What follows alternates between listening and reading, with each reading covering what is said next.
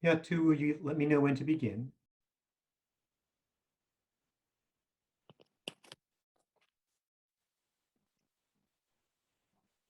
Hannah, you can start it now. Okay.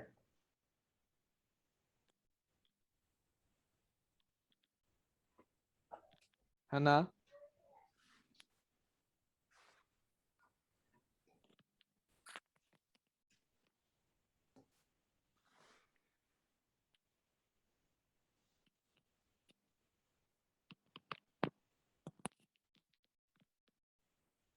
Hello, everyone. Can you hear me? I can.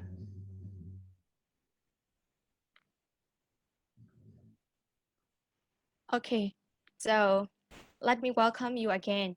Uh,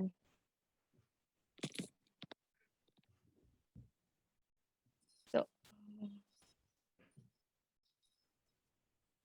okay, well, hello, everyone. Welcome to today's webinar. First, introducing myself as Hannah. I will be responsible for hosting this webinar today. And thank you all for your time and for being with us on this webinar. So I'm glad to introduce our special guest, Professor David William June at Hastings Professor of Law, Executive Director, Center for Constitutional Democracy, Indiana University, Bloomington, the United States of America, who will present Constitutions and Revolutions. This talk will last about 1.5 hours, and there will be a question and answer section at the end. So we would appreciate if you hold your questions till the discussion time. For your kind information, a recorded version of this webinar will also be available on YouTube as soon as possible. So well, as the time comes to start our webinar, it's my honor to welcome you again, Professor David Williams, to deliver the speech and today's topic. Thank you very much. It's a great pleasure to be back. I'm grateful to Hannah for that introduction, and it's nice to touch base again. Now, the last time I was with you was a very different circumstance. It was before the coup, and we talked a lot about federalism, and I think we were all hoping that the Constitution could be amended to be more federal in nature. But the circumstances today are very different. The Tatmadaw is now back in control, and we're facing an uncertain future. In fact, I think it's safe to say that we're in the midst of a revolution. And it is for that reason that today I'm going to talk about revolutions and constitutions. Now, 20 years ago, when I was first asked to participate in the Burmese movement for democracy and federalism, I worked a lot with the ethnic commanders of the ethnic armies, and I still do. And what they used to tell me was that they felt they had to carry guns to protect their people against the Tatmadaw. But the goal was not violence. That was just a means. It was just something they had to do, not something they wanted to do. What they wanted in the long run was a better constitution. And so the ultimate hope was in law rather than in guns. And I think today we're sort of back in the same situation, just more so that we're back under revolutionary circumstances. The revolution is much larger now than it was back then. It's not just the ethnic armies, it's all kinds of PDFs and CSOs and civil disobedience movements and so forth. And again, I think that what we are contemplating here is that a revolution right now is necessary, but we want to, in the long run, move to a constitution. In addition, what I would like to suggest today, as you'll see in just a minute, is that I think it's possible right now for our revolution to be constitutionalist in nature, right now, at this moment. It's not just where we're going, it's where we exist in the present moment. And to be clear, that does not mean that we can write a constitution. We just could not possibly engage in enough public consultation to do that. So we're not looking at a written constitution right now, but we could be looking at a constitutionalist revolution, which is a little different, right? So not a written document, and yet our revolution could be inspired, could be infused, could even be limited by constitutionalist principles. And so that's the possibility that I want to contemplate today. Oops. So I'm going to share my screen.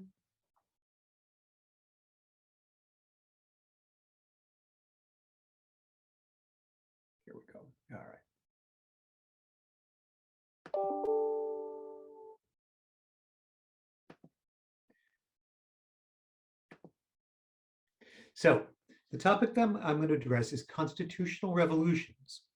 And admittedly, this is an odd title because an awful lot of people in the world believe that constitutions and revolutions are opposite, that constitutions build up order and revolutions tear them down.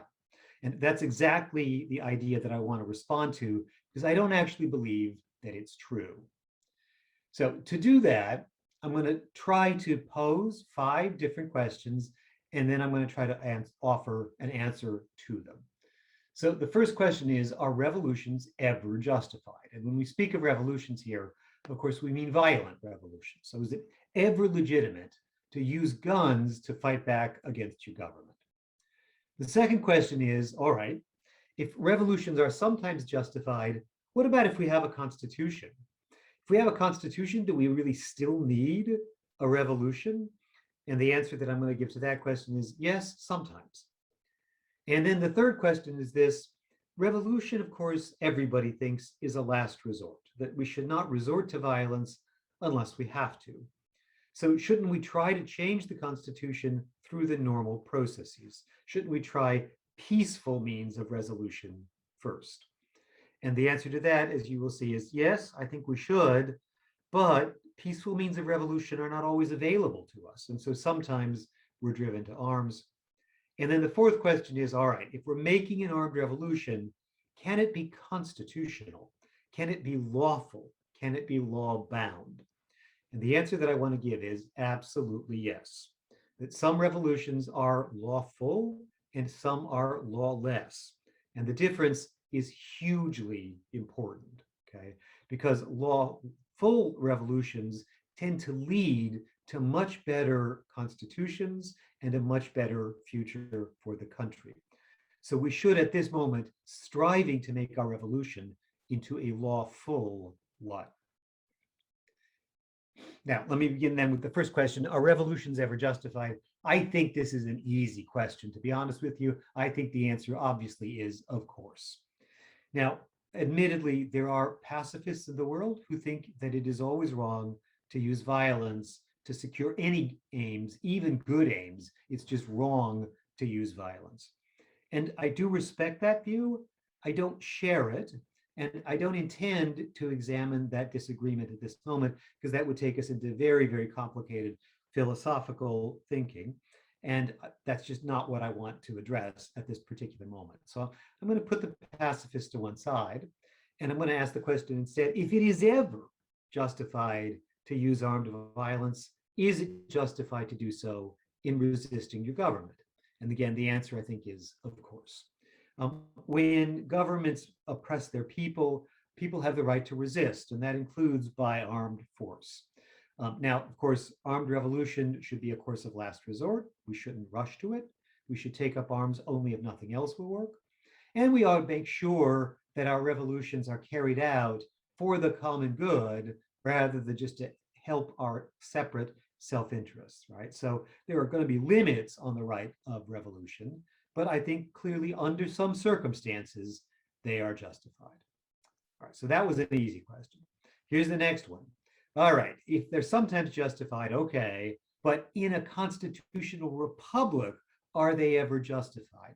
Won't a constitution save us from the need for revolution? And I think the answer to that is no. And there are 2 reasons. The first is it just might be a bad constitution. And when it's a bad constitution, if the government is enforcing it, that in and of itself, that constitution can be oppressive. And so we need to take up arms to make a revolution against our government.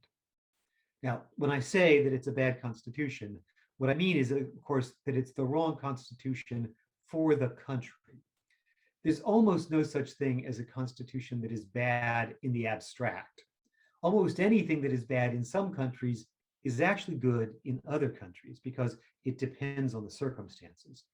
So when we assess whether it's a bad constitution, what we're really asking is it producing good results for this country at this time? And if the answer is yes, it's a good constitution. But the reality is, in most places around the world, the Constitution is maladapted. It doesn't actually fit the country. And so whatever you might say about that Constitution in the abstract, it's wrong here. Okay. Now, I think it's clear to my mind, at least, that Burma has never actually had a good constitution, and that includes the 2008 constitution. Now, we can debate whether under the 2008 constitution, it was legitimate to make a revolution against the government, but in any event, right now, of course, even the 2008 constitution is no longer applicable because the Tatmadaw has taken over.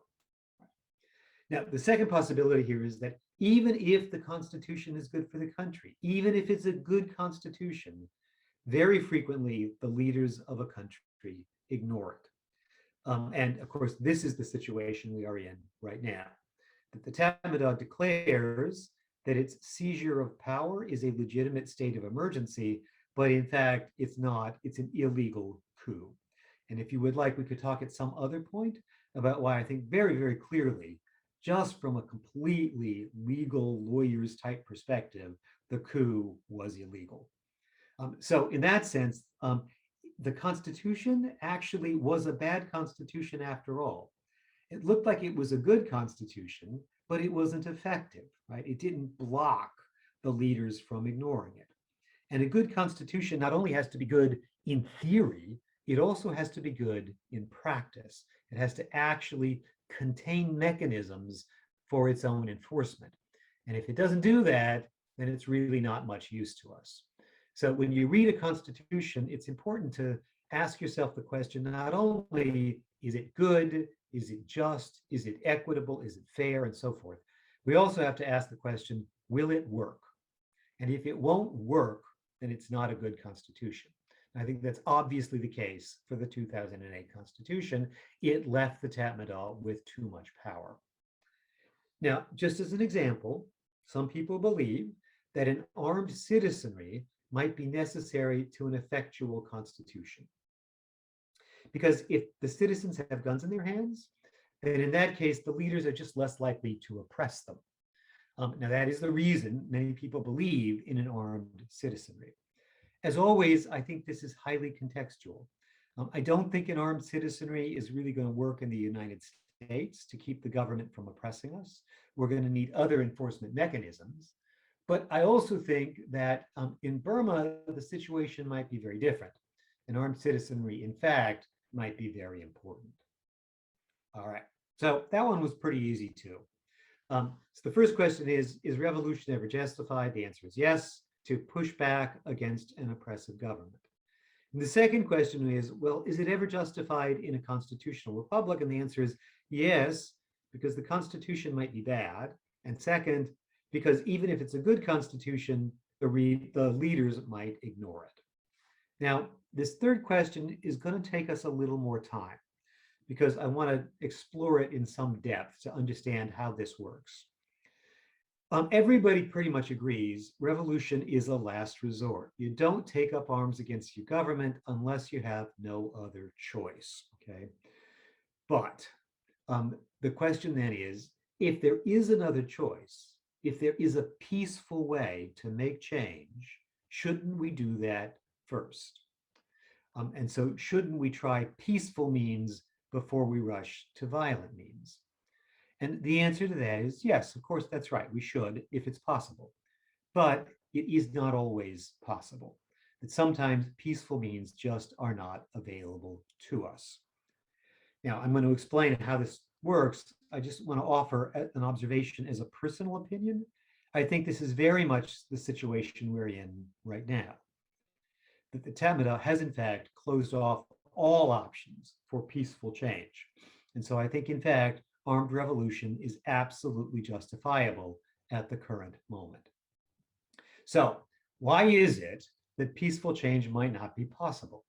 Well, there are three possibilities. I'm going to list them on this slide and then unpack them in later slides. The first is the Constitution might not actually provide peaceful ways to change the situation. So it's closed off pathways for peaceful change.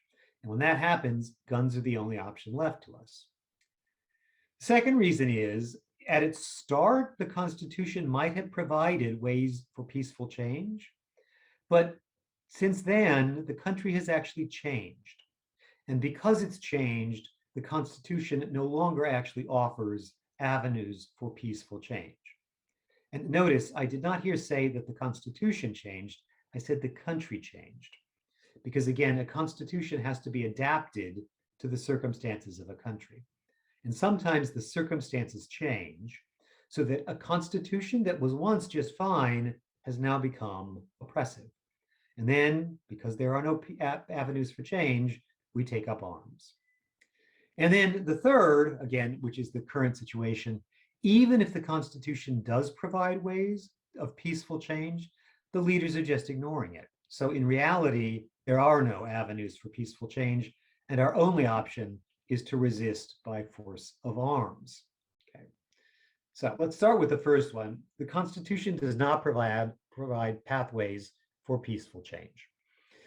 And sometimes this is just completely obvious on the face of the Constitution that it is an oppressive constitution. Now, when that's the case, those are kinds of easy situations. You read the Constitution, you realize it's an oppressive constitution. Inevitably, we actually hope there will be a revolutionary movement to overthrow that constitution because it's so bad. And so, for example, the Constitution of Saudi Arabia provides that the king has all the power in the world. So right on its face, it is obviously oppressive. And I know, as a matter of fact, that the king of Saudi Arabia actually is kind of afraid of an armed revolution among his subjects. And he's doing lots of things right now to try to forestall that. Now, China is a less obvious case because the Constitution of China, on the face of it, is not that oppressive. But of course, the reality of China's constitution is that the Politburo of the Communist Party makes all the decisions. And so there are not real pathways for peaceful change.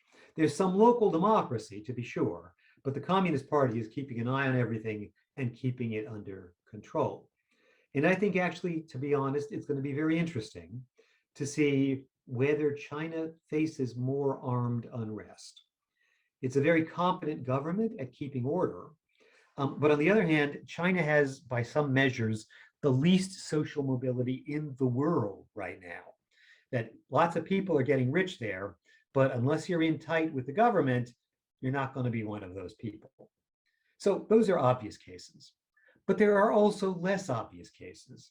And the United States is one, and I'm going to use the US as an example here, that there are aspects of our Constitution that are not on their face oppressive, but that are functioning in a somewhat oppressive way. And the example that I want to use at this point is gerrymandering. And I expect you all are kind of familiar with this, but I'm going to go into how it's done a little bit.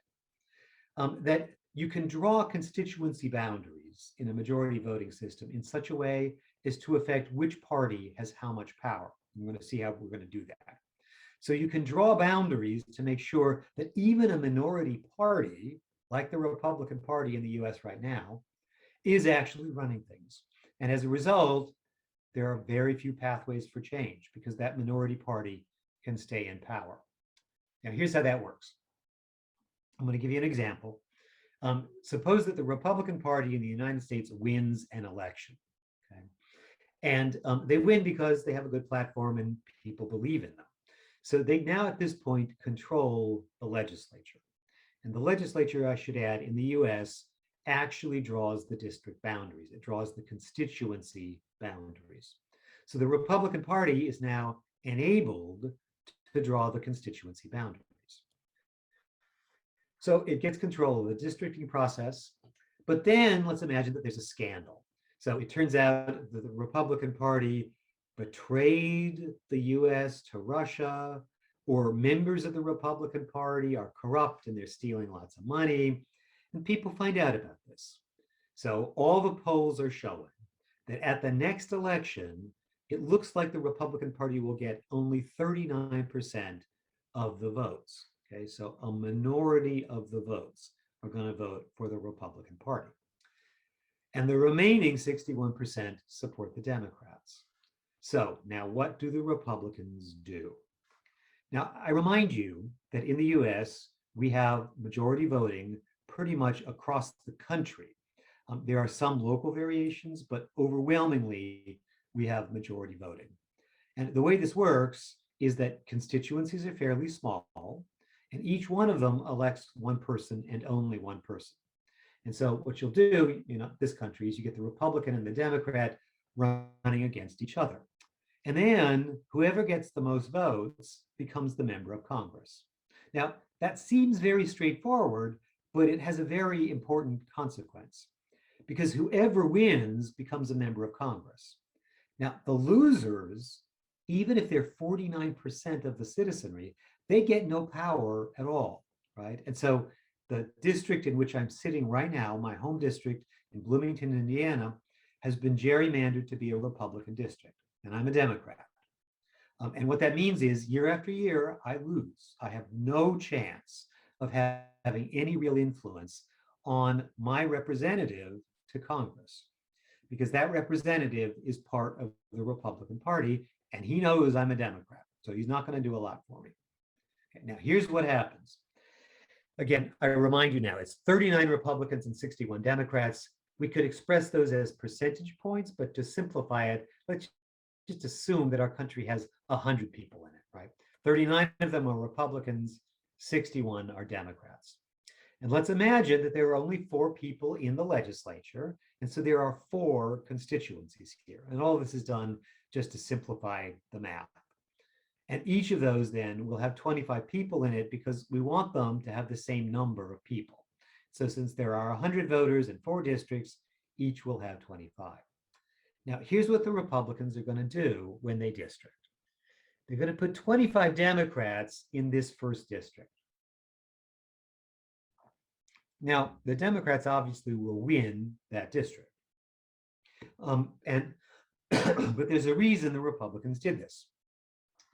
Because in the next district, what they're going to do is they're going to put 13 Republicans and 12 Democrats. And in the one after that, 13 Republicans and 12 Democrats. And in the one after that, 13 Republicans and 12 Democrats. Now, I know at first it seems like that can't possibly make sense, that with 39% of the votes, the Republicans actually have 75% of the legislature because they have 3 out of the 4 districts. Now, how is that remotely possible? The answer is this is one of the ways that gerrymandering works. There are a variety of ways to make gerrymandering work, but this particular technique is called packing. And the way it works is in that first district, the one that the Democrats won, you've packed it with lots and lots of Democrats. Now, the Democrats don't actually want to win that district by that overwhelming a majority, right? Because if they win it 25-0, there are a lot of Democrats packed into that district that really the Democrats would like to be in other districts, so it will help them win those districts, right? So in this first district at 25 Democrats, you don't actually need 25 Democrats to win that district. All you need are 13 Democrats because that's a majority. And if you had 13 Democrats in that district and 12 Republicans, then what you could do is you could take the extra Democrats and add them to the other districts. And so if the Democrats were gerrymandering this, they could arrange it so that they would win 100% of the legislature, because all it takes is 13 Democrats in each district. And that's only 52 votes, and they've got 61 votes, right? So if they were in power, they could plot to make sure that they control 100% of the legislature. Now, notice, right, that what's going on here is that it's the party that controls the legislature that does the districting. And they are the ones who decide which party is going to have how much power. It's not actually the voters, right? What I've just shown you here is that if there are 39 Republicans and 61 Democrats, you could gerrymander the country so that the Republicans control 75% of the legislature. But you could also gerrymander the country so that the Democrats control 100% of the legislature. And that's a huge swing. And it was not the voters that decided it. It was the members of the legislature that drew the constituency boundaries. Now, when this sort of thing is going on, the will of the voters, it doesn't matter all that much. And what that means is that peaceful pathways for change have been closed off. So in our hypothetical, although there are a majority of the voters, the Democrats don't control the legislature, and instead the Republicans do. Now, as long as the Republicans control the legislature, they will continue to gerrymander over and over again. And as long as they are allowed to gerrymander, they will keep controlling the legislature because they will keep re-gerrymandering to move the lines around so as to set them up demographically in such a way that they will control a majority of the constituencies. So the Democrats cannot actually make change by peaceful means. And what choice do they have but revolution? Now, I mentioned a few minutes ago that this is not hypothetical, this is real. The Republican Party in the United States has been a minority party for quite some time now. And yet, very frequently, they control some parts of the federal government, and sometimes they control all parts of the federal government. And the reason for that is that the House of Representatives has been gerrymandered by and large to help the Republicans. The Senate, for reasons that we need not to go into here, is a built-in gerrymander for Republicans. And that's because all the states have 2 senators. The smaller states, the less populous states, tend to be overwhelmingly Republican. And then the Electoral College that chooses the president also is a gerrymander for the Republican Party. And so in 6 out of the last 7 elections, the Democrats actually won the popular vote.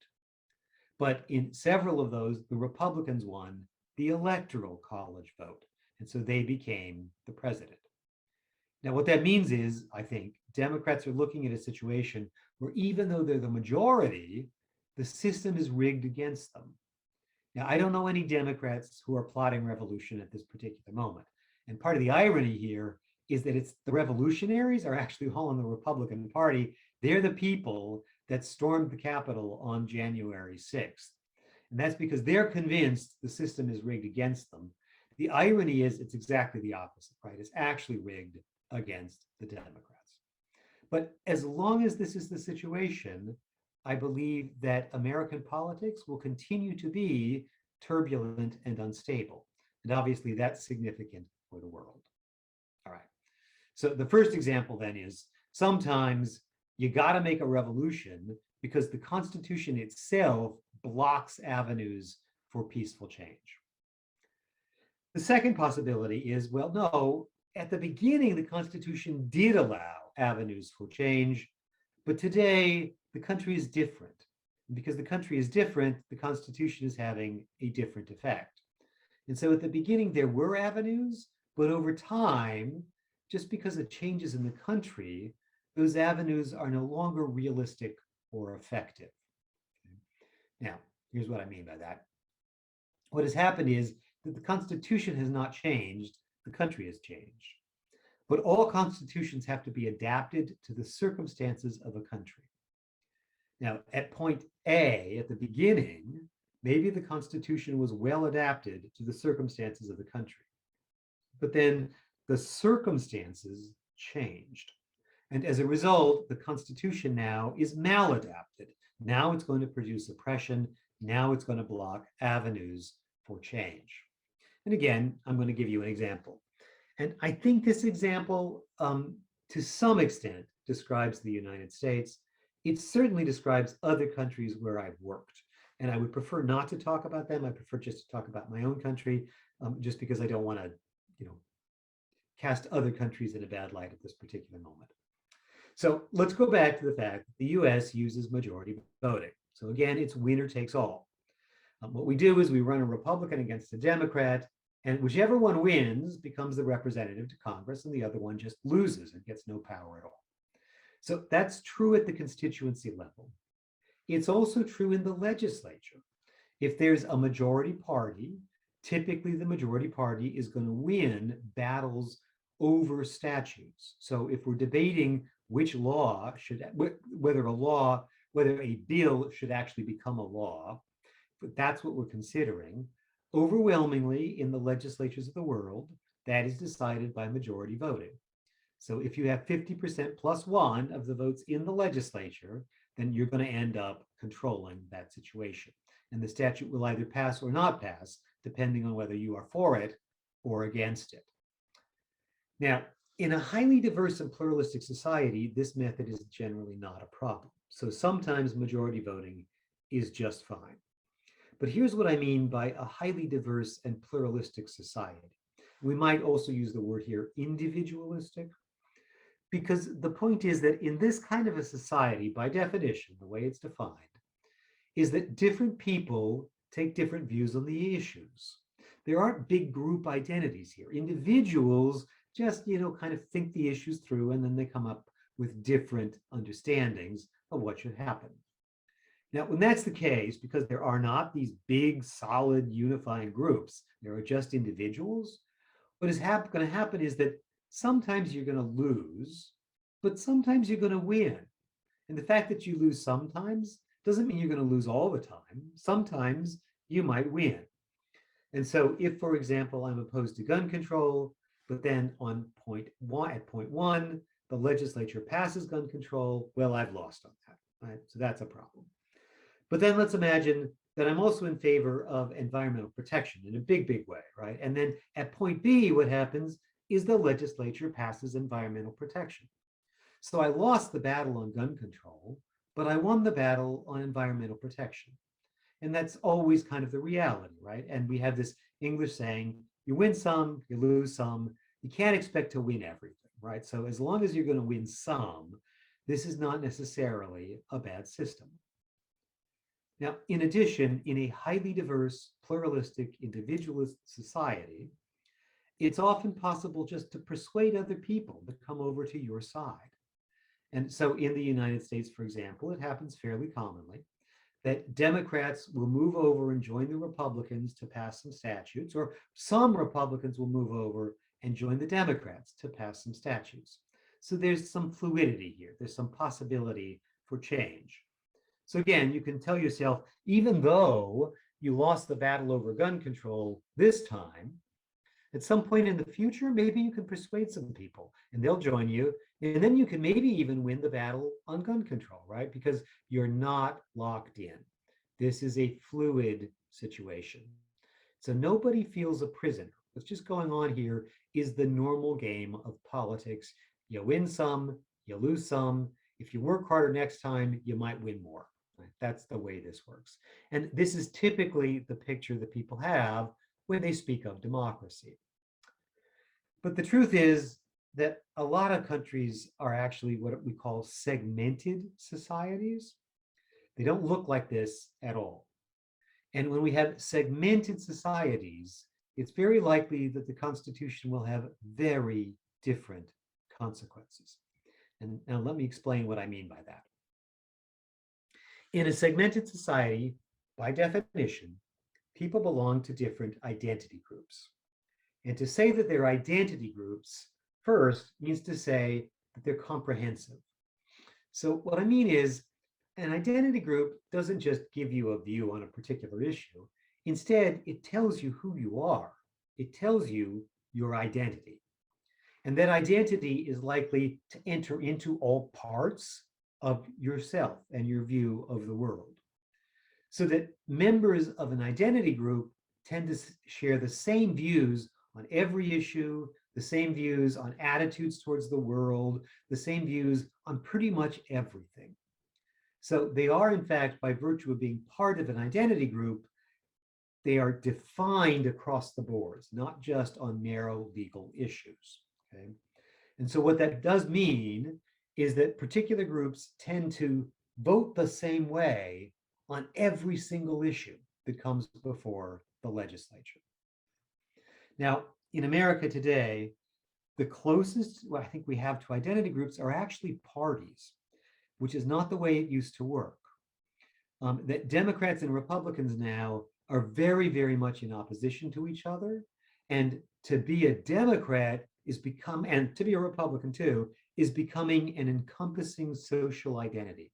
It's no longer just about issues, it's about who you are. And what we've discovered is that it's very, very heavily about culture. And so to be a Democrat is to have one cultural identity, to be a Republican is to have a very different cultural identity.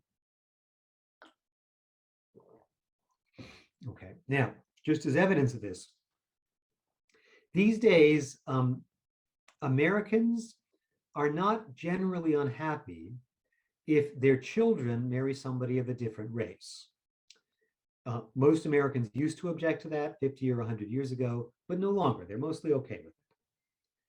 Most Americans actually are even okay with the possibility that their children will marry someone of the same gender because they're okay with gay marriage. So that's okay for most Americans too. What is not okay with most Americans is the idea that their children might marry somebody of the other party, because this identity now is so salient and significant that Republicans take the view, only about 6% of all Republicans think it would be okay for their children to marry a Democrat, right? Because it's just this encompassing social identity.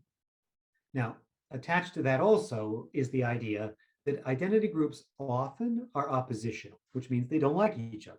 And in fact, they define themselves in opposition to the others. So if we're a Republican and the Democrats are for something, well, we have to be against it, right? By definition, whatever they're in favor of, we're against. Now, you can see, I think, how this is going to change the politics of this country.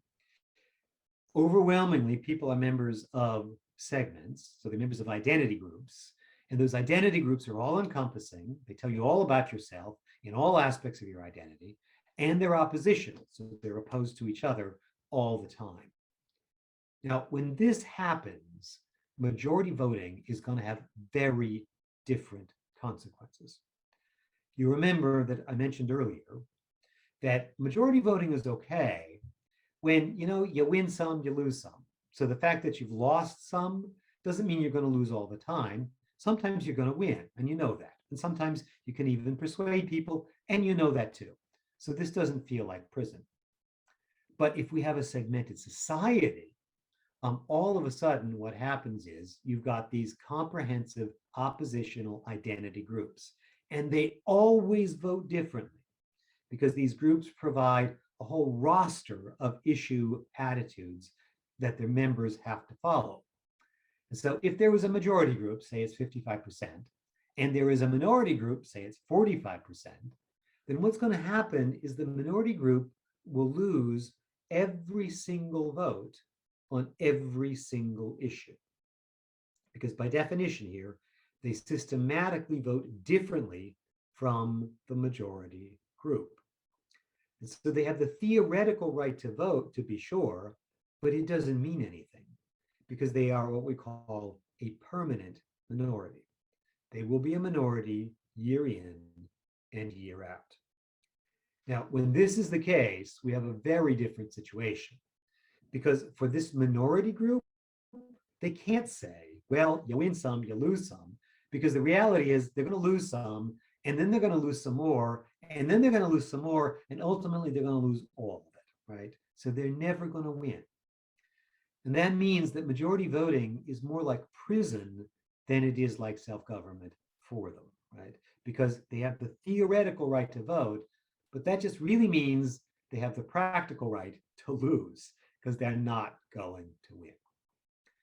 Now, we can also assume that in general, the majority will never change the Constitution to adopt a different electoral system because majority voting is helping them. It's allowing them to win 100% of the time. So the minority has no ability actually to make change through peaceful channels. And when that's the case, again, what choice do they have here but armed revolution, right?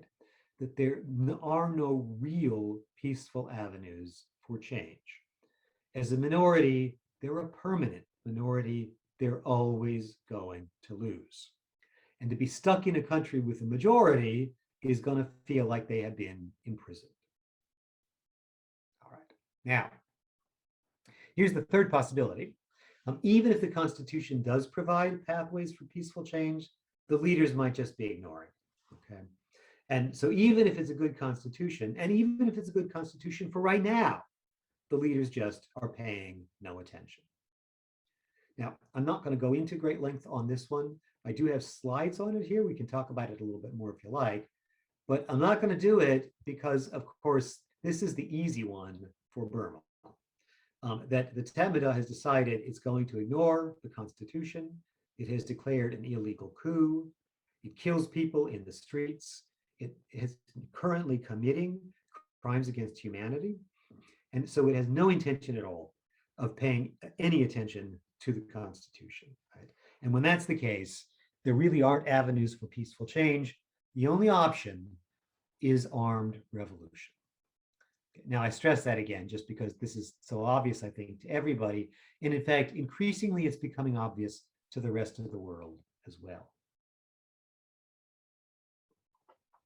The Tatmadaw, of course, is deliberately doing this. It's clear that they are planning, they are plotting in such a way so as to close off all avenues for peaceful change. They intend to remain in charge. I think we also have to fear that even after Myanmar theoretically transitions back to normal civilian rule, 2.5 years after the coup, I think we need to anticipate that the Tatmadaw is going to change the Constitution to make sure, even more sure, that it stays in power forever and ever. And so we're kind of facing the situation that as long as the Tatmadaw is a part of the picture, the need for armed revolution is likely to be perennial. It's likely to always be there as long as the Tatmadaw is in charge. All right, now, all of that's by way of saying, sometimes revolutions are justified, sometimes they're justified even when there's a constitution, and sometimes they're justified even as a matter of last resort because there are no other options. And so actually armed revolution is the last resort. Okay. Now, again, that is my view of the situation in Myanmar right now.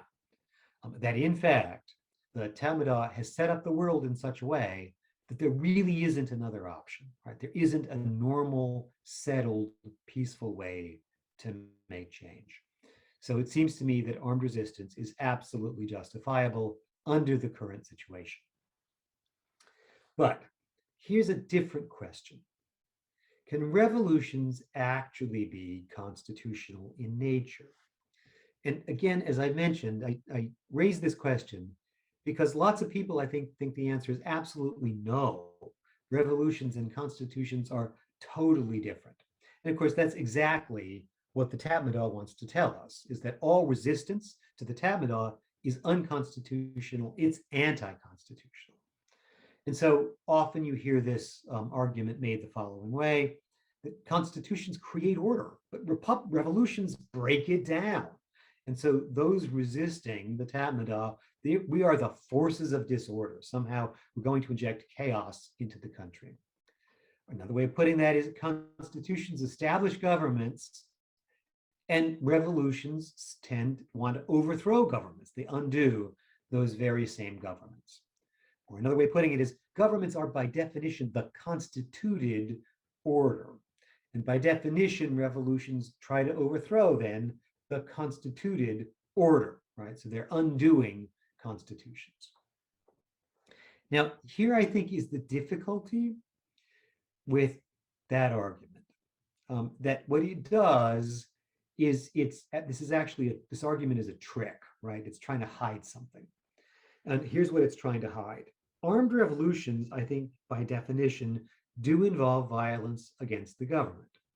In fact, most often what revolutions try to do is they try to overthrow the government by force of arms. All of that is absolutely true. That's what revolutions do.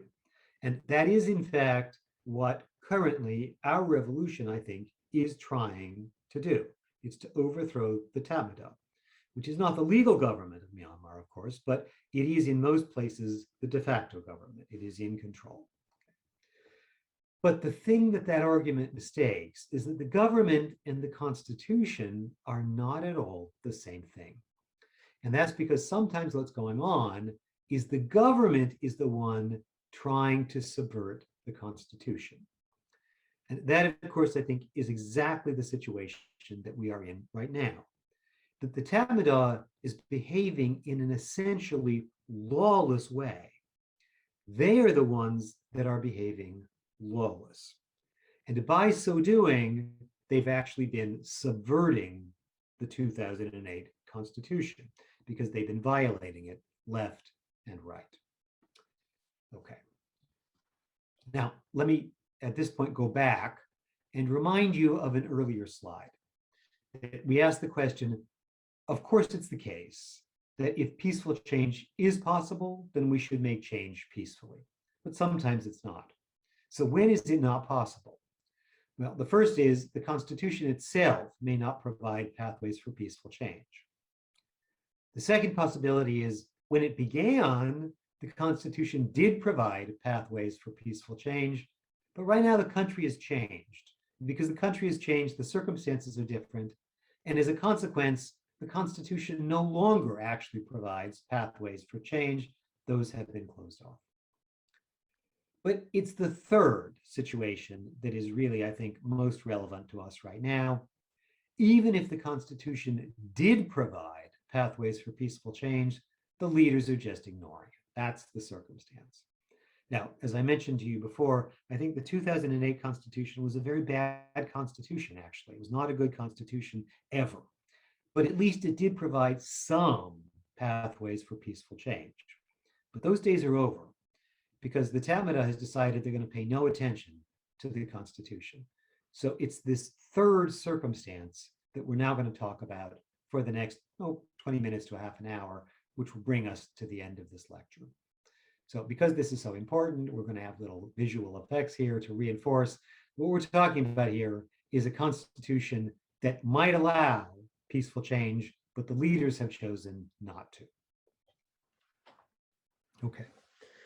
Now, what I'm about to talk about, I think there's been a lot of talk about this of late in the movement, that people have been observing that constitutions are like contracts. Now, the more common term that we use for this in English is compact, but it basically means the same thing, that constitutions are agreements between the people and the government. Okay? And we might call this the rectoral contract. That's the technical term for it. Rector here just means somebody who's governing. And so it's a contract with the government. It's a contract between the people and the government. And what happens is in a constitution, because this is the rectoral contract, the people set up a government and they place limits on it, right? And so they give it a certain structure that they have chosen, but they really want to keep the government officials under limits, under quite clear and severe limits. It's the whole point in writing a constitution that the people want to constrain what later governments can do. And so in a constitution, the people say to the government, in effect, here's your structure, here are the limits. As long as you abide by them, we agree to allow you to be the government. We agree to be governed, right, under the terms of the Constitution.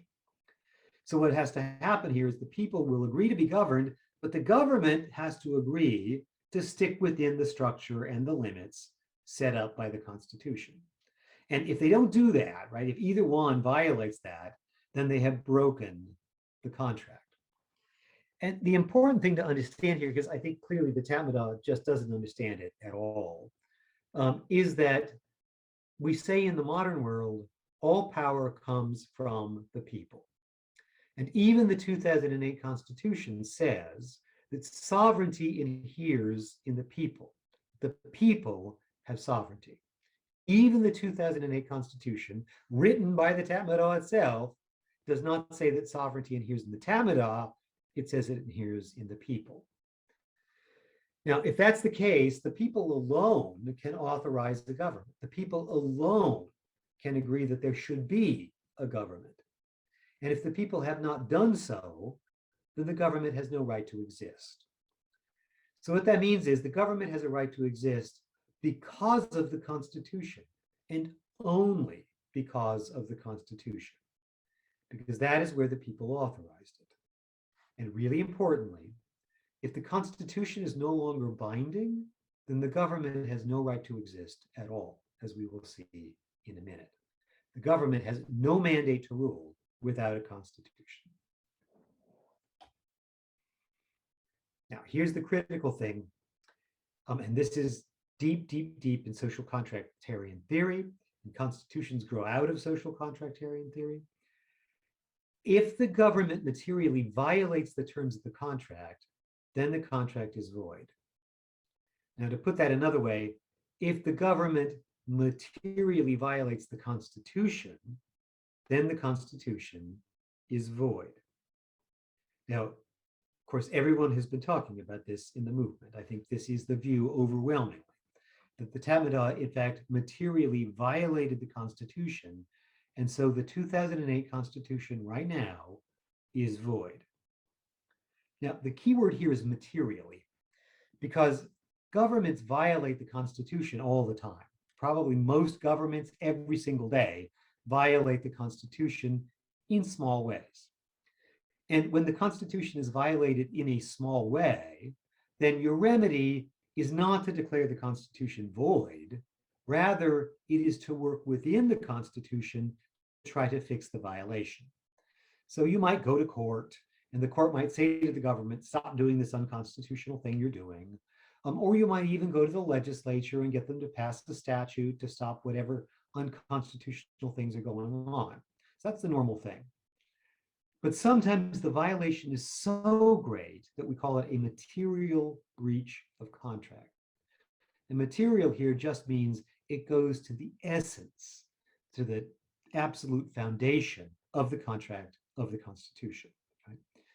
And when that happens, what the government is essentially saying to the people is, we no longer intend to abide by the Constitution.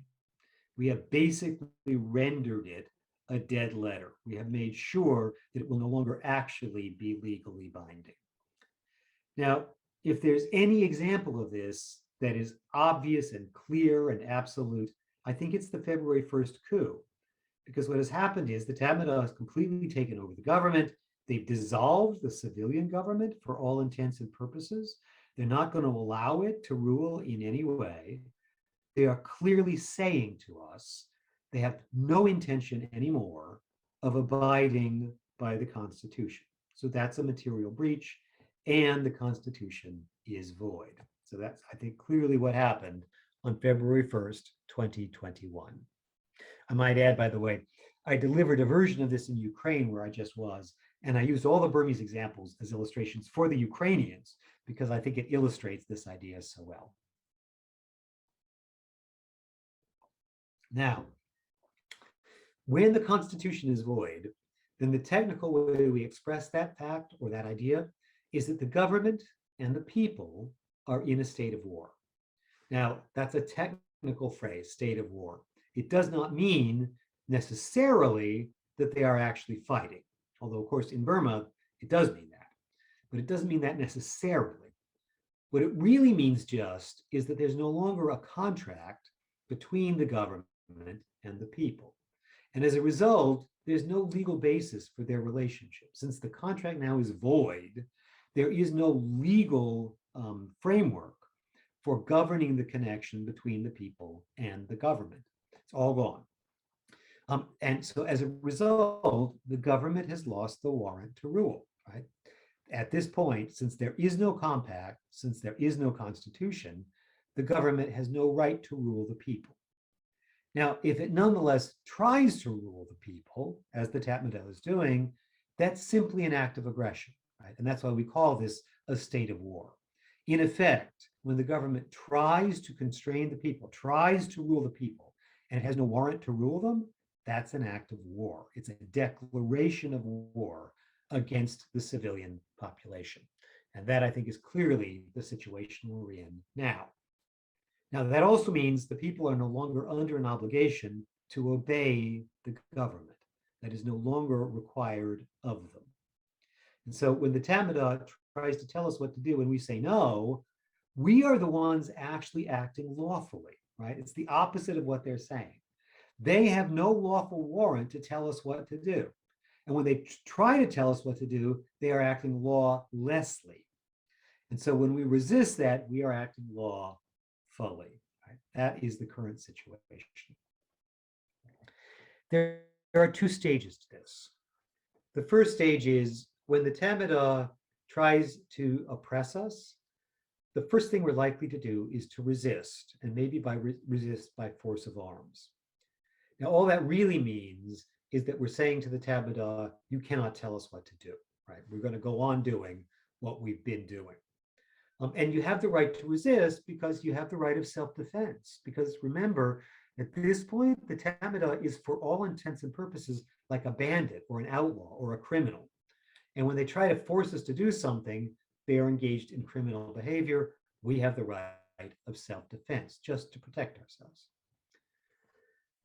But you also have the right to actually go further under these circumstances. You have the right to overthrow the government. And that's actually the technical meaning of a revolution in legal terms, that you have the right to remove the current de facto but lawless government, which is the Tamada. So I think clearly in doing so, even though it involves guns and violence, clearly that's a lawful revolution because the Tamada is acting lawlessly. And once you have overthrown the government, of course, then you have the right to create a new government in a new constitution. And we hope that's coming, right? We hope that's in the future. And all of this would be law governed. Now, the right of resistance comes from the right of self-defense, that when somebody is unlawfully aggressing against you, you can try and stop him. The right of revolution actually comes from the right of self-government, so that when the de facto government is no longer authorized by the people, well, we're going to need a government that is authorized by the people. And the way we're going to do that is we're going to create it in a constitution. And so governments have the right to exist only when they've been given a mandate by the people. But right now, the Tamada's mandate is gone. I've never really had one, but it's clearly and absolutely gone at this point for good. So now it's time to talk about what it can mean to say that during an armed revolution, we can still have constitutionalism, that the revolution itself can be in some sense constitutionalist. So let's remember at this moment, the people who are in the government are in a state of war, right? There is no legal basis for their relationship, and the government is making war on the people. Now, the people, though, are not necessarily in a state of war with each other, right? We might look around for some kind of legal basis for our revolution, right? Because that's at least theoretically possible. It's possible that our revolution could be grounded in legal rules. And in fact, it's possible, as we just discussed, that when we resist the government, we're actually acting lawfully because the government is acting lawlessly against us. But what is the legal basis for this resistance? That's, I think, the really interesting question. Because a lot of people would tell you there is no legal basis for the resistance. As soon as you take up arms, automatically you're just a mob. You're a lawless group of people that are going to be doing awful and atrocious things. And I think that's not true. But I think it takes some effort to see why it's not true. Now, the easiest thing here, the easiest piece, is that revolutions can be constitutional in the sense that what they're aiming for is a constitution, right? We are hoping we will get to the other side of revolution. We don't want to be carrying guns all the time. Nobody wants that. We do it only because we have to. But we're really hoping we'll get beyond that. There will be peace. There will be an opportunity for us to carry out a full-scale constitution-making process. And that's what we want. And that's why we're really different from bandits, right? We're not just using this time to help ourselves. We're using this time to try to get to a better time, the time when it can be all about constitutions. Now, when that time comes, there are two possibilities, of course. The first is you may try to restore the old constitution. So theoretically, the people may decide the 2008 constitution was great. let's just bring it back. Okay. Now, as you know, I think the 2008 Constitution was not great. And in fact, I think the evidence of that is what we're going through right now, which is that it vastly overconcentrated power. It vastly needed more checks and balances. And if we go back to the 2008 Constitution, there's every likelihood this same thing will happen again. So although the people, of course, can choose the old Constitution, it may be that they don't want to do that they want a new Constitution that will remedy the defects of the old Constitution. And those defects, of course, led to conflict in the first place. It led to the current situation. So we better fix all of those defects in a new Constitution. Now, that's the easy part, right? Obviously, what we're saying is revolution now, Constitution later. But we are pledged to constitutionalism. We're not pledged to our own power. We're not pledged to acting lawlessly. We're pledged to a constitutional and constitutionalist future. So I think that's easy to comprehend. The more interesting question, though, the more difficult question, is what about while the revolution is going forward? Is it possible to speak of the revolution as constitutionalist in nature? And I think the answer is it is. And in fact, I think when we look at human history, especially over the last several hundred years, what we see is some revolutions actually are lawless and some are law bound. And when I say law bound, I just mean that the revolutionaries try to conform their conduct to certain legal norms that they think are still binding on them. And so there's a limit on what they can do. We'll talk in a minute about where those laws, where those limits come from. So some revolutionaries think that they have cast off all pre-existing legal frameworks, right? All that's done, the law's gone, we're not going to pay any attention to it at all. Now, typically these revolutionaries think that they're trying to do the right thing. They're working for the good of the people. They're trying to help the people. But they don't think that there's any laws that restrain them, right? So they can act in whatever way they feel like so as to help the good of the people. Now, usually what that means, of course, when they talk about the good of the people, is their own conception of the good of the people, right? That they have a picture of what that means, and they're going to try to move towards it. And that good end justifies any means because there are no laws that currently restrict what we can do. So we can do whatever seems to us expedient right now, or efficient, or whatever, in order to serve the good of the people. So there are no limits. Now, overwhelmingly, I suspect, an awful lot of evil has been done in the name of the good of the people. That when people start to think that they have the right to figure out what the good of the people is, and as a result, because they're serving the good of the people, they're not limited by any kind of legal rules at all, what we would expect is an absolutely appalling result. And that, I think, is essentially what we get. That those revolutions are lawless, and so they are dangerous. And these revolutionaries feel like they can do anything they want to do. And when that happens, those revolutionary movements tend to splinter, they tend to divide, because different people have different pictures of the good of the people, and they tend to give rise to atrocities.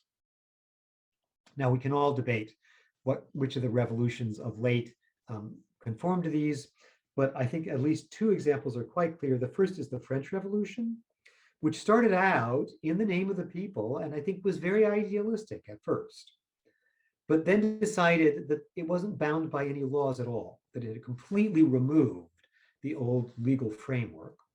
And as a result, it could do anything it wanted to do. And what it started to do was to kill people that remotely spoke out against the leaders of the revolution. I think we see the same thing in the Bolshevik Revolution in 1917, that in Russia, the Tsarist regime was in fact oppressive. And I believe that some of the leaders of the revolution at that early stage really thought they were serving the good of the people. But they also thought that the idea of law was like a bourgeois conspiracy, right? It was just a bad thing in itself.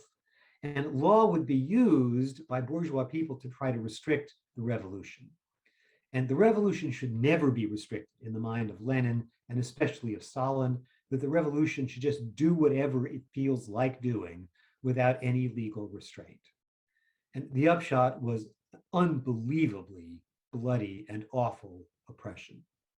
And again, I was just in Ukraine, where Stalin, in the name of the people, created circumstances that resulted in the death of between 10 and 30% of all Ukrainians in the 1930s.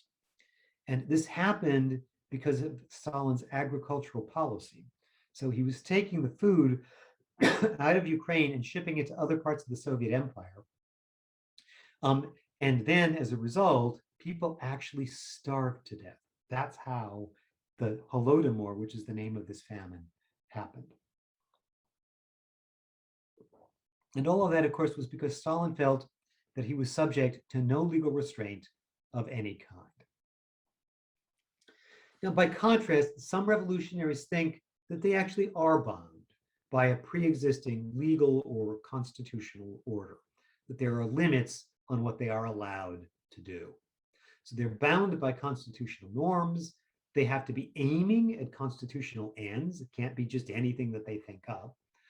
And they're going to have to preserve something like constitutional institutions and forms. Okay, so there's a sense here that the revolutionary leaders feel that they're not allowed to do whatever they feel like doing in the name of the people. Instead, there are actually real rules that restrict and confine them. Now, I think that this is the great gift that constitutionalism has given to the world. This notion that powerful people aren't allowed to do anything they feel like doing, that there are real limits. And that means that other people have a right to limit them, but it also means that the leaders are under an obligation to stay within those limits. So they have to think in legal terms all the time, even during revolutionary times. Right? That's the key point here. Now, those revolutions who think that way, they are more likely to stay unified and they are less likely to commit atrocities. Okay? Now, if we want to think about an example of this, and I want to add before I move the slide, as you know, I try to maintain a very objective view of my own country, and I think we do many things poorly, and I think we're currently facing real deep issues, right? So I am not apologist for the United States. Nonetheless, I think the best example of this actually is the American Revolution. It was a revolution that the revolutionaries carried out in the name of law, and in fact, in the name of their version, their vision of the British Imperial Constitution, which they thought entitled them to home rule. So they thought they were allowed to rule themselves. In effect, it was a revolution made in the name of federalism. Because at first, the American revolutionaries did not want to break away from the United Kingdom. They just wanted home rule. Okay? And so they very much had a picture that they were serving law and that law put limits on what they could do. And the upshot, as you know, of the American Revolution was, as a consequence, very different from the upshot of the French Revolution or the Bolshevik Revolution. The American Revolution actually stayed within bounds. It never turned really bloody. It never started to perpetrate the kinds of atrocities that other revolutions did. And again, I think part of the reason for that is even in the midst of the revolution, there was a conception that law existed. It was sometimes hard to know what it was, sometimes hard to enforce it. But nonetheless, the leaders felt that they were confined by it, that they were restricted by it. Now, as we try to think then about what might be the basis of a lawful revolution, I think it's useful to distinguish between the formal constitution and the organic constitution. Right? So the formal constitution is what I've been calling the rectoral contract. So it is the written document that creates and structures and limits a government. Now, by definition, during a lawful revolution, that document is void because the government has materially breached it. So it no longer governs the relationship between the de facto government and the people. It's gone, right? And so as a result, we can't really look to it to provide the source of legal norms in any direct way. But you can have a choice as you're doing this. What you're now going to do is, in a sense, during the revolution, we're going to need a constitution, a kind of a constitution, for the revolutionary movement itself.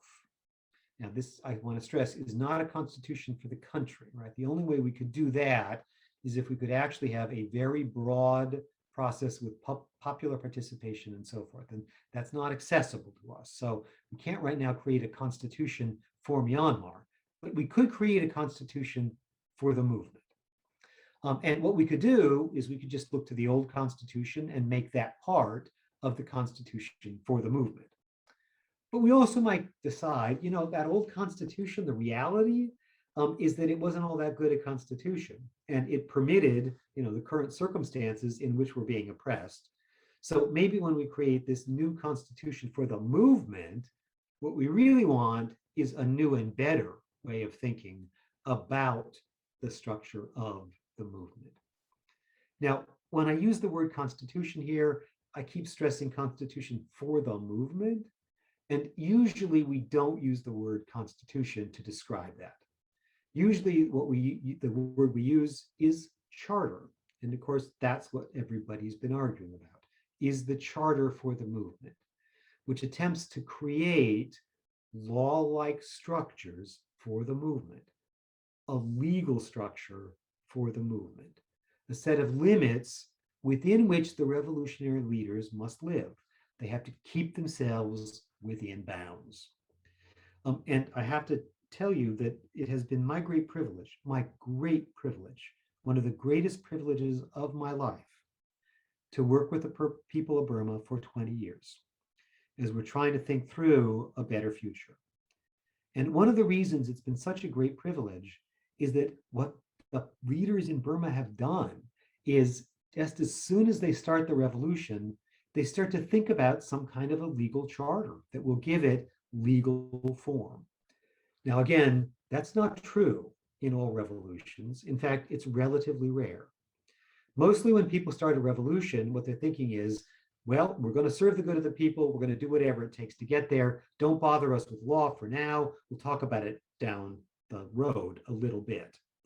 But that way of thinking, of course, as I suggested, is very dangerous. Because what it does is it accustoms the revolutionary leaders to behaving without limit and without restraint. And very soon, they're committing atrocities. And as soon as that happens, it becomes almost impossible to create a good constitution at the other end. So the impulse here, I think, to work on the charter is an extremely good one.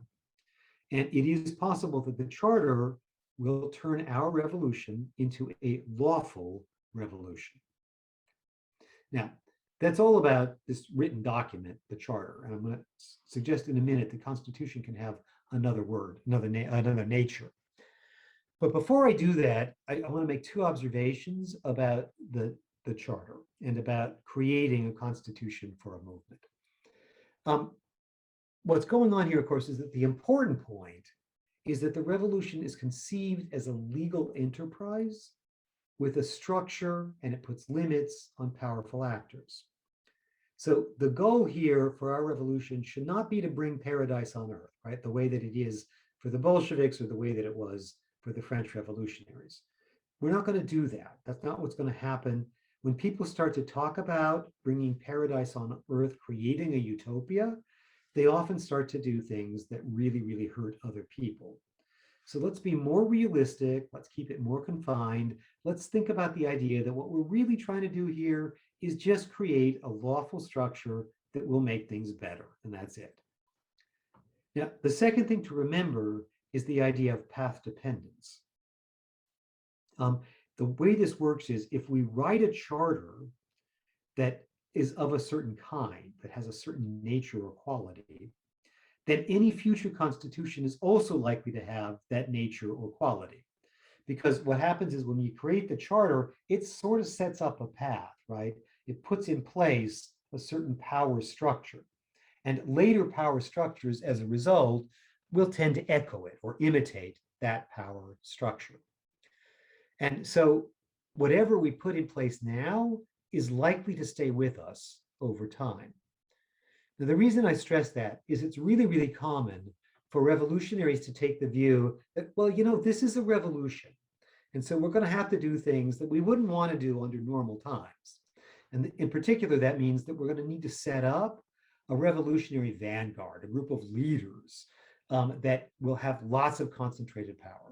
But don't worry, because eventually we'll get to a stage where we'll move to real constitutionalism, and so we will at that point deconcentrate power.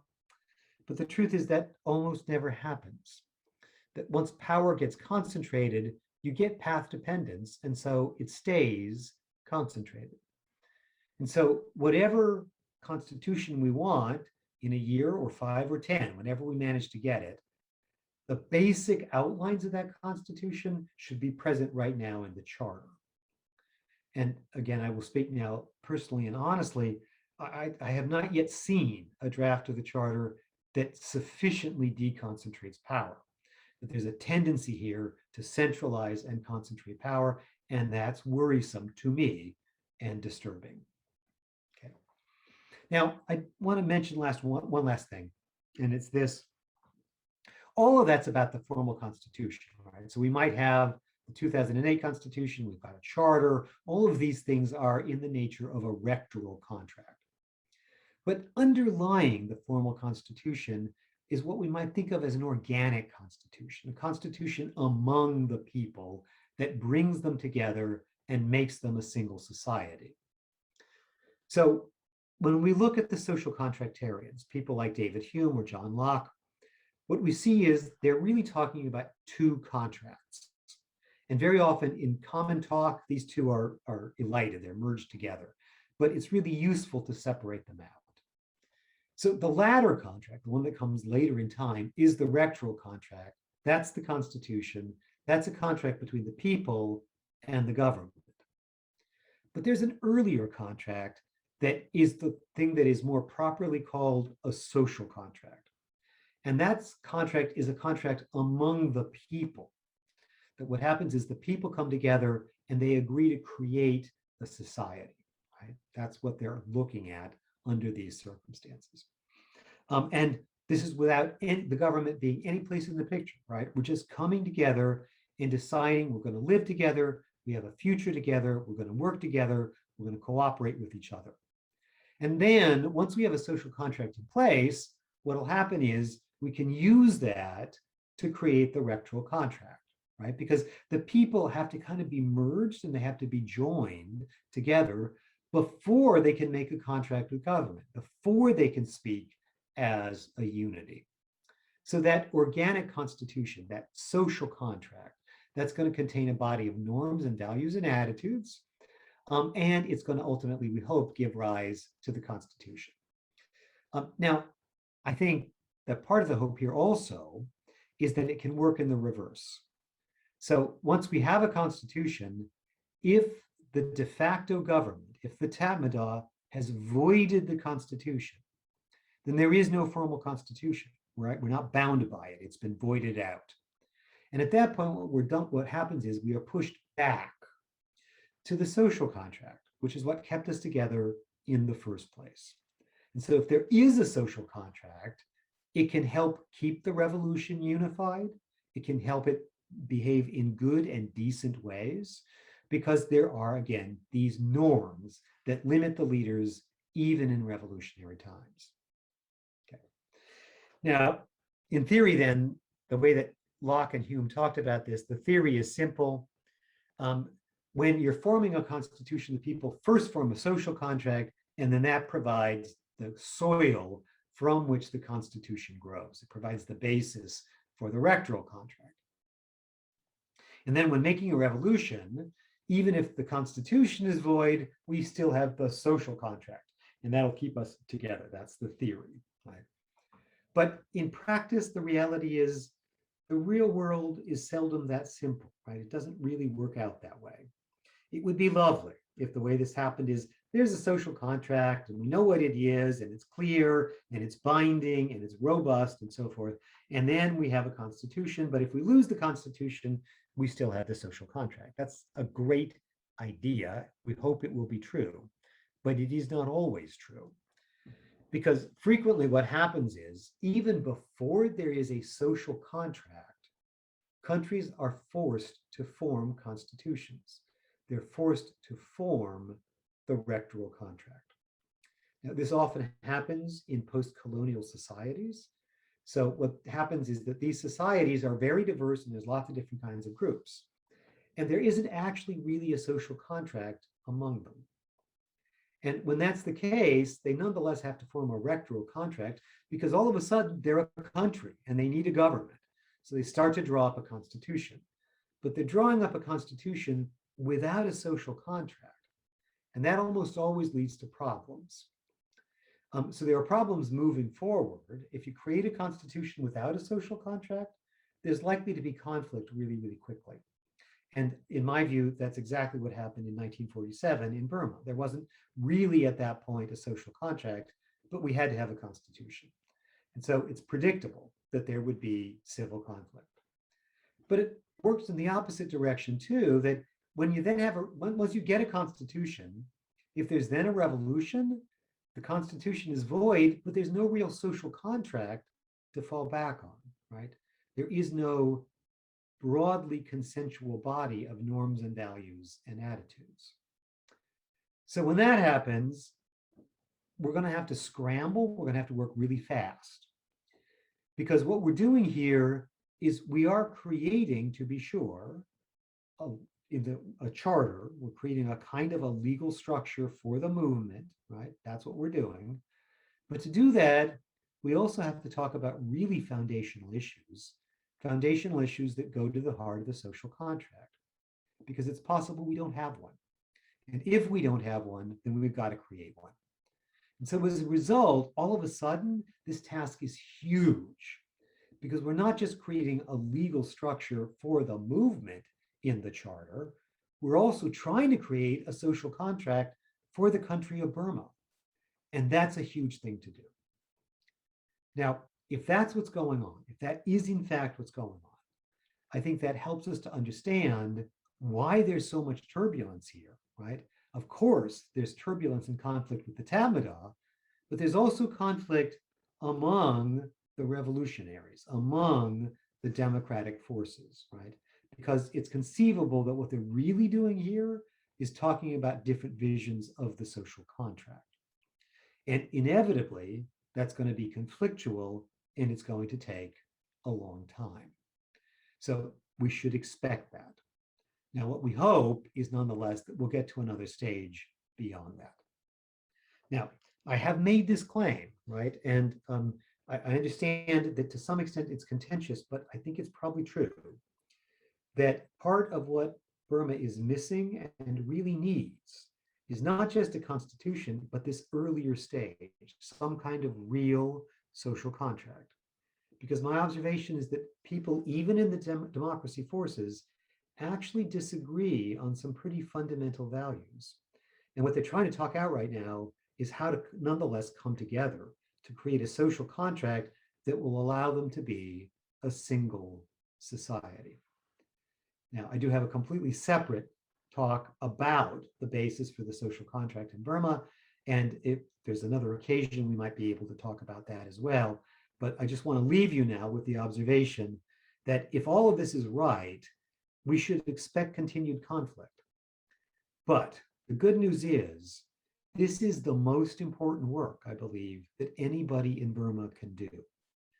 That if there's not a social contract, we really need to talk until we can find the basis for one, so that we can move forward together.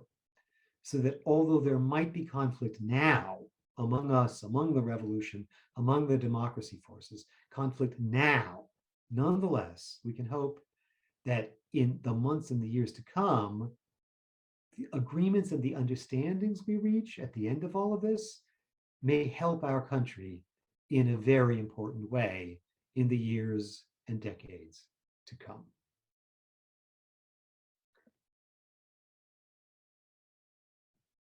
So I'm just going to bring us back here. Here we go. All righty. So Hannah, are you going to handle the questions? Yes, Professor. So thank you very much, Professor David Williams, for the great talk. So dear all participants, now is the time for a question and answer section. So please feel free to ask any question you have. But we have already got more than 10 questions, but mostly from the same person. Okay. So if the other participants also want to make a question, you can raise your hand or send your question in the Q&A box of this webinar platform. So, but as we all know that the time is a little running out, so I'm sorry that we won't be able to cover all the questions from the same person, but I believe Professor have already discussed many points and covered some of them. So please let me read out the most relatable questions for tonight's topic. So the question is, according to the political philosophy, the right of revolution is the right or duty of a people to abolish a government that against their common interest or threatens the safety or security. At this time, what will do alternatives means? Say again, please, the last part. The last sentence. Yeah, At this the time, very last clause, yeah. At this time. At this time, what will do alternatives means? Okay, so I think that's a great question for everybody who's a part of this. What would be the alternatives to armed revolution? I think, mostly Burmese people outside the Tamadar think that armed revolution is warranted because there aren't real alternatives. Now, inevitably, that we're not being given the option now to vote for a legislature. That's closed off. We're not allowed to go into court. That's closed off. And so mostly what we're allowed to do, well, mostly the only possibility here is protesting in the streets. And that could be done peacefully. But I think for me, at least, it's right now at this point quite clear that that's not going to be effective, at least in the near term. So I don't see real alternatives to active resistance. And my concern, of course, I think this is implicit in the question, is that if we're going to launch an armed revolution, it actually has to be in the common good, right? And there's a risk here that when people start taking up guns, what they're really doing is just helping themselves, right? So we want to make sure that doesn't happen. And that is why the charter and trying to build unity is so important, that if there are going to be lots of groups with guns, we want to make sure that there's some kind of framework so that they are serving the common good rather than just making money or getting power for themselves.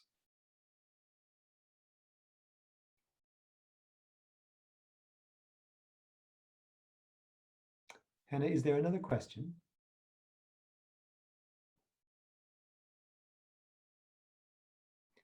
Hannah, you were. Oh, sorry, I'm mute. Yeah. You were muted. It happens Thank all you. the time. Thank you again, Yeah. Professor, for answering the questions. Sure. And I have got another question from another participant. Please Okay. let me read out for you. Yes. If the revolutionary groups are segmented, what will the contract amend them be when they win? What will the future be when they win? What will the contract amend them be when they win? Okay. Now that's a great question. So, right, the question is, assuming at this point, and you're exactly right, you picked up on this, that the reason I talked about a segmented society is that there's at least a possibility that Burma is in fact a segmented society, right? That there are these identity groups. Now, when that happens, the technical language that's used to talk about this is when you've got bonds between people within a group, that's called bonding capital. And very often what happens is within a single group, people feel very loyal to each other, they feel devoted to each other, to take care of each other. Okay, so that the group works. But then what happens is if the groups are all going to live together in a single country, they're going to have to create bonds between the groups. And that's called bridging capital because it bridges from one group to another. And bridging capital is really difficult to develop, right? Because by definition, those people there on the other side, they're different. Okay. Now, here is where my thinking currently is on this for Burma. As I suggested, I think there are disagreements on fundamental values. I think as a result, it's an open question whether there really is a social contract or not. And I think if there's not a social contract, obviously we're going to need to be developing one. And this is a social contract that's going to need to be on a countrywide basis because we're all in a single country. So they're going to have to be some kind of bridging capital. Now, again, I want to stress that doesn't mean we don't have federalism. We do, and different groups will govern themselves in their own way.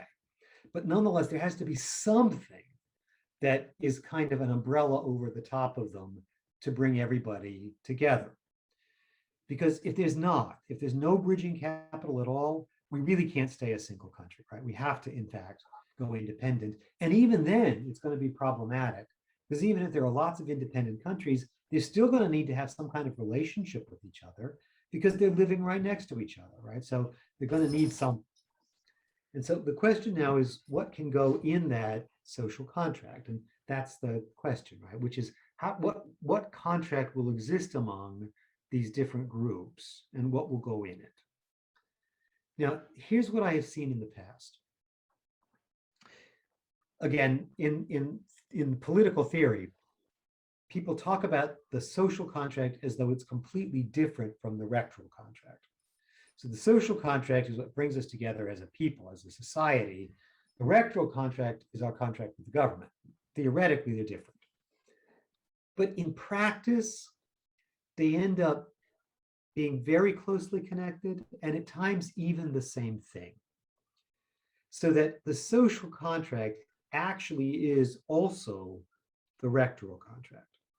So the thing that brings us together, the contract that brings us together, actually is that we all agree to be governed under a common legal framework. That's the main thing we share. We may have different religions, we may speak different languages, we may have different holidays and foods and so forth. But what we share is that there's a single legal framework. Now, I think. Hello? Hannah? Oh, thanks. Okay. Now what happens is we have a single legal framework and our loyalty runs to that framework. That's the thing that brings us together. And sometimes, interestingly enough, what that framework really says is what brings us together is our willingness to allow all these different groups to govern themselves in their own way, right? So that the unity lies in plurality. The unity lies in our mutual forbearance and tolerance so that everybody gets to do their own thing in their own way. And all we really want is a framework that will keep us from hurting each other and therefore give us peaceful ways to resolve our disagreements. Now, that's, of course, a very thin social contract, but that's what you find. I mean, it's not, very detailed, it's not very robust, but that's what you find in highly diverse societies, that social contracts should be relatively thin, relatively limited. And the United States actually is a pretty good example of this, that when you ask people in the United States, what makes you an American? What brings you together? What we all start with is the observation that we all come from different groups, really, really different groups, that even as individuals, we're all really different and we prize our individual autonomy. So what is it then that brings us together? Well, it's the Constitution. That's what people have faith in. Right? So what would be in the social contract? Well, I think what would be in the social contract would be a federal constitution, right? That provides a shared legal framework, but that shared legal framework allows different groups to govern themselves in different ways. Now, exactly the structure of that constitution, that of course is what people have been thinking about for a long time. I've been thinking about it almost every day for 20 years now. And so it's going to be complicated, it's going to be difficult. It's not necessarily going to be easy because people have different ideas. But at the same time, there's a big incentive to come up with a shared constitution because otherwise we're just going to have continued conflict. Okay, Hannah, another question perhaps. Okay. Thank you again, Professor, for your great answer. But I'm afraid that now we have to come to the end of this webinar since we have Okay. already covered enough for today's topic, and according to the time, I think we have to end this webinar now. So once again, thank you, Professor, again, and also for everyone for your active participation. And also for your information again, the recorded version of this webinar will be available on YouTube as soon as possible. So thank you everyone for your participation. And again, thank you for the invitation. It's great. It's always good to be with you. And my thoughts are with those of you in Burma. And we're all hoping for a better time to come. Yeah. Thank Thank you, you very much, Professor. Professor. Thank This is you. very nice. Yeah. Yeah, take care. Bye-bye. Bye.